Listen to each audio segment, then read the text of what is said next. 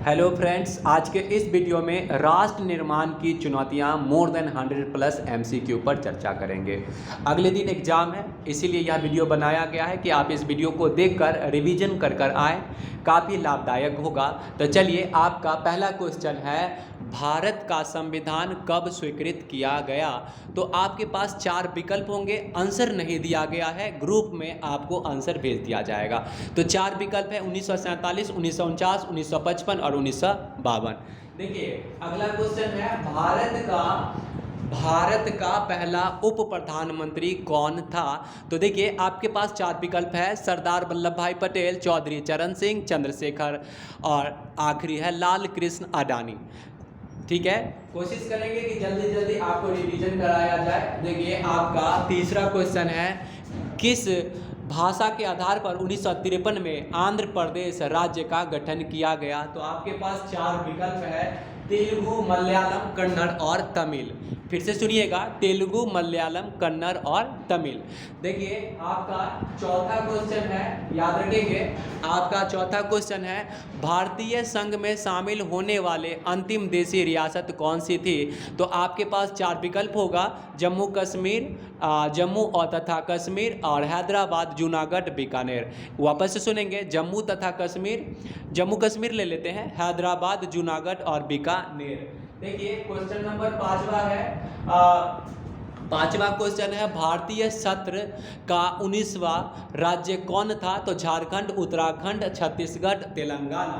देखिए, question number 6 है, देखिए कहीं भी गलती हो तो जरूर कमेंट करेंगे। राज्य पुनर्गठन आयोग के बारे में निम्न में से कौन सा कथन सही नहीं है? तो देखिए, आपको नहीं ढूंढना है। तो कहा गया है, इसके अध्यक्ष फजल अली थे, इसने भाषा को राज्य के पुनर्गठन के आधार के रूप में अस्वीकृत किया, इसकी सतूतियों को सरकार ने स्वीकार कर लिया और इसमें अध्यक्ष के अलावा 2 अन्य सदस्य और थे। क्वेश्चन नंबर 7 है, वेरी वेरी इंपॉर्टेंट है, बहुतों बार क्वेश्चन पूछा गया है कि लौह पुरुष के रूप में कौन जाना जाता है? याद रखिएगा, क्वेश्चन है, लौह पुरुष के रूप में कौन जाना जाता है? आपके पास 4 विकल्प है, सुभाष चंद्र बोस, भगत सिंह, सरदार वल्लभ भाई पटेल और लाला लाजपत राय। विकल्प वापस से सुनेंगे, सुभाष चंद्र बोस, भगत सिंह, सरदार वल्लभ भाई पटेल और लाला लाजपत राय। बहुत इंपॉर्टेंट है, याद रखिएगा, बहुत सारे कंपटीशन में भी पूछा गया है लौह पुरुष के बारे में। देखिए, क्वेश्चन नंबर 8 है, देश के विभाजन के समय नोआखाली लिखा है, नोआखाली नामक स्थान चर्चा में क्यों था? तो भारत पर पाकिस्तान के आक्रमण के कारण, सांप्रदायिक दंगों के कारण, महामारी के कारण और भारत और पाकिस्तान के बीच जल विवाद के कारण। ठीक है, आपको विकल्प खुद से सही करना है। जिस क्वेश्चन का आंसर नहीं मिल रहा है, आप हमें कमेंट करेंगे, मैं बिल्कुल बताऊंगा, वैसे ग्रुप में सेंड कर दिया जाएगा। देखिए, किस ब्रिटिश योजना द्वारा भारत के विभाजन प्रस्ताव दिया गया था? वहाँ पे मिस्टेक है, आप याद रख लेंगे। तो किस ब्रिटिश योजना द्वारा भारत के विभाजन प्रस्ताव दिया गया था? तो माउंट बेंटेन है योजना, कैबिनेट मिशन योजना, क्रिप्स मिशन योजना, शिमला प्रस्ताव। आप अपना विकल्प ढूंढेंगे। देखिए, क्वेश्चन नंबर 10 है, आज़ादी के समय आंतरिक सरकार में जवाहरलाल नेहरू किस पद पर थे? तो याद रखिएगा, आपके पास 4 विकल्प है, प्रधानमंत्री के पद पर, कैबिनेट मंत्री के पद पर, गवर्नर जनरल के कार्य परिषद के उपाध्यक्ष और गवर्नर जनरल के कार्य परिषद के अध्यक्ष। ठीक है, चलिए आगे चलते हैं। नेक्स्ट क्वेश्चन है, आज़ादी के समय किन 2 बातों पर सबकी सहमति थी? तो आपको बिल्कुल याद होगा, ये एनसीईआरटी के लाइन है, लोकतांत्रिक सरकार के द्वारा शासन सबके भले के लिए कार्य और लोकतांत्रिक सरकार के द्वारा शासन और सबके भले के लिए काम, इनमें से कोई नहीं।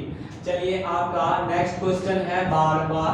देखिए, ब्रिटिश प्रभुत्व वाले भारत पर अंग्रेजों का शासन तथा दूसरी तरफ मोटे राज्य थे, जिन पर शासन किनका था? तो देखिए, राज्य होना चाहिए। तो देखिए, रजवाड़ों का, मुसलमानों का, राजाओं का और अंग्रेजों का। तो आपका सही विकल्प होगा, वो आप जरूर ढूंढेंगे। देखिए, क्वेश्चन नंबर 13वां है, 13 है, नेहरू जी ने 14 और 15 अगस्त 1947 के मध्य रात्रि को जो प्रसिद्ध भाषण दिया था, वह किस नाम से जाना जाता है?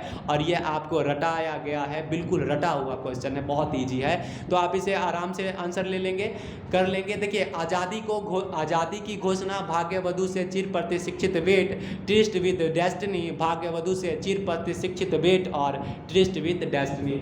तो आप इसका आंसर जरूर देंगे, मुझे पता है।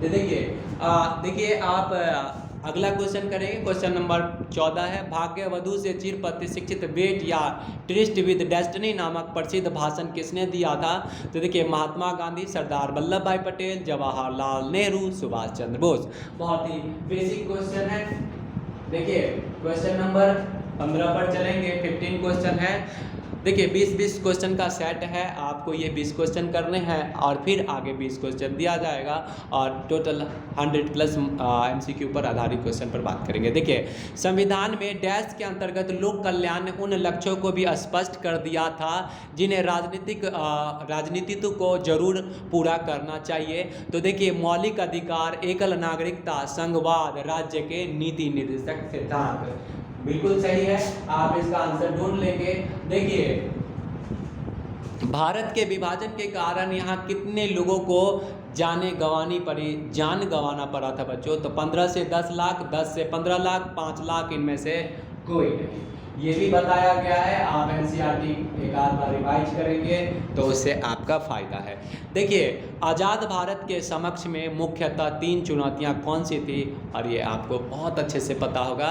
एकता बनाए रखना, लोकतंत्र कायम करना, समूचे समाज का विकास करना, उपरोक्त में से सभी। बहुत सारे क्वेश्चन NCERT से लिए गए हैं, NCERT दोहराएंगे, आपका बहुत बहुत फायदा होगा।